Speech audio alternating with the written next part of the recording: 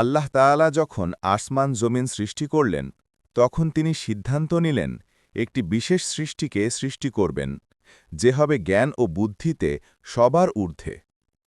তাই তিনি মাটি থেকে সৃষ্টি করলেন প্রথম মানুষ আদম আলাইহিকে। আল্লাহ তাআলা আদম আলাইহের শরীর তৈরি করে তার মধ্যে নিজের রূহ ফুঁকে দিলেন। তখন আদম আলাইহি জীবিত হলেন। আল্লাহ তাকে সমস্ত জিনিসের নাম শেখালেন যা ফেরেশতাগণও জানতেন না। এভাবেই আদম আলাইহি হলেন জ্ঞানের প্রথম শিক্ষক। এরপর আল্লাহ ফেরেশতাদের আদেশ দিলেন, তোমরা আদমের সামনে সজদা করো। সব ফেরেশতা সজদা করল, কিন্তু ইবলিস শয়তান অহংকার করল। সে বলল, আমি আগুনের তৈরি আর সে তো মাটির তৈরি, আমি কেন তার সামনে সজদা করব? আল্লাহ তার এই অবাধ্যতার জন্য ইবলিসকে জান্নাত থেকে বের করে দিলেন এবং অভিশপ্ত করলেন।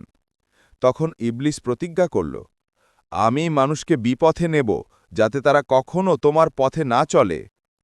আল্লাহ আদম আলাইহিকে জান্নাতে স্থান দিলেন এবং তার সঙ্গী হিসেবে সৃষ্টি করলেন হাওয়া আলাইহিকে।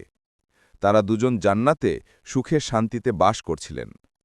আল্লাহ তাদের বলেছিলেন, তোমরা জান্নাতের সব ফল খেতে পারো, কিন্তু ওই বিশেষ গাছটির কাছে যেও না।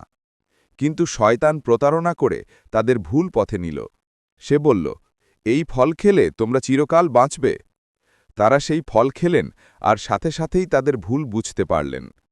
আল্লাহ তাআলা তাদের জান্নাত থেকে পৃথিবীতে পাঠালেন।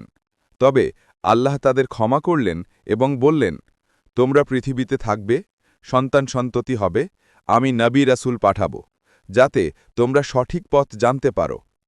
এভাবেই শুরু হল মানবজাতির পৃথিবীর যাত্রা। আদম আলাইহি হলেন প্রথম মানুষ ও প্রথম নবী। তিনি তার সন্তানদের আল্লাহের ইবাদত করার ও সত্যের পথে চলার শিক্ষা দিয়েছিলেন। আদম আলাইহি প্রায় 1000 বছর বেঁচে ছিলেন বলে বর্ণনা আছে। মৃত্যুর পর তাকে পৃথিবীতেই দাফন করা হয়।